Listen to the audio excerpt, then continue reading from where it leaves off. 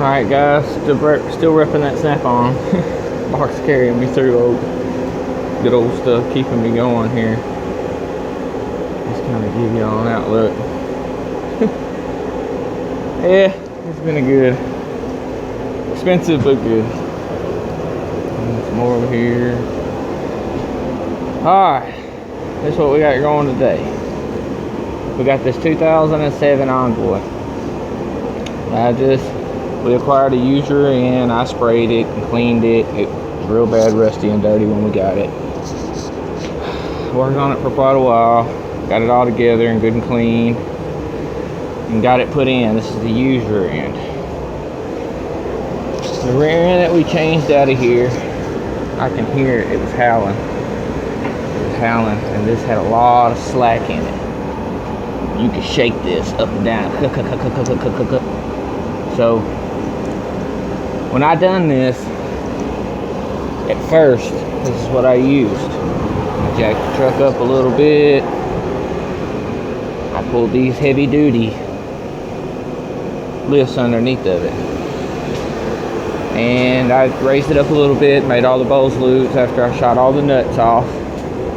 I shot the nut off there. I shot the nut off there.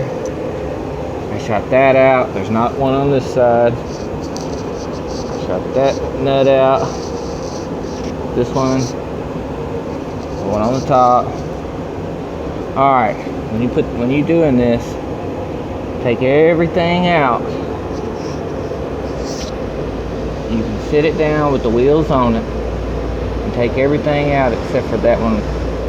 Well, you can raise it up and take everything out except for that one right there. And then set it down with the wheels on it. The wheels back on it. Set it down.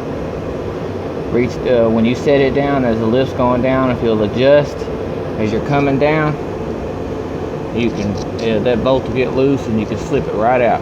It'll come to a point where that bolt will get loose and you can slip it right out.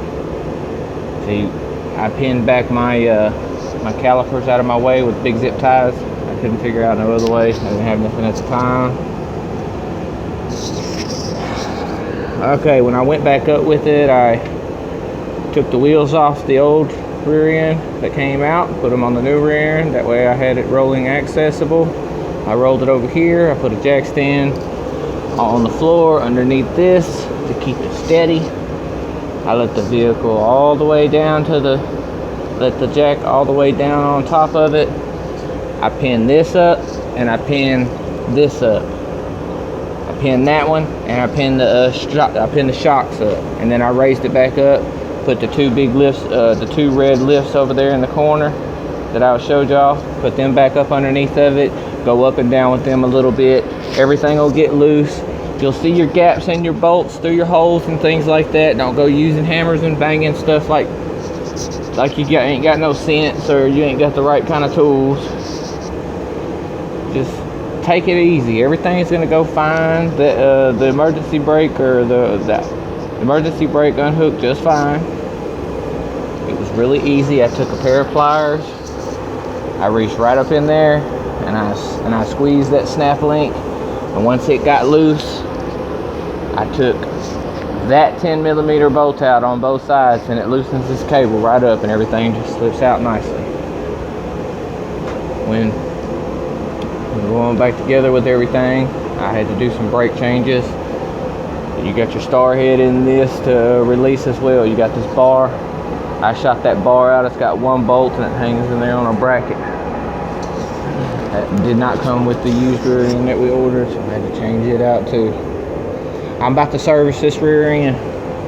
When you service these rear ends, the one that I serviced, it had a reusable gasket in it, but this one don't look like it's gonna have that. It'll get your green RTV rear end sealant, because it holds against the rear end grease. The rear end grease will leak out of it through different RTV sealants. They don't hold all RTV sealants aren't the same. So remember that. Oh, and one other thing, gotta have this out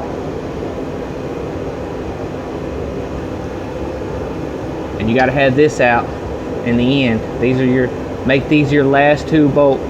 Put these in before you put these 2 bolts in when you're using your jacks. Put these 2 in, this one and this one. The strut, I mean the shock, and the bar up here on both sides. You got to put the shock in before you put them 2 in. If not, you'll be fooling with the shock compressor. You know, you'll be in a bind trying to get that shock up in there. Don't put yourself in a bind like that. Just, you ain't got to worry about this one. This one can stay, but these 2 got to come undone, and you just slowly let your jacks down, the tall jacks, and just release it. Okay, guys, that's it for my 2007 Envoy. This is Frankenstein Maxima over here. I've done went ham. It was 2 inches of sludge all the way through it. It's sitting here still waiting on parts. I'll get more on my next YouTube for this one. Please subscribe, and I appreciate you so much. Thanks.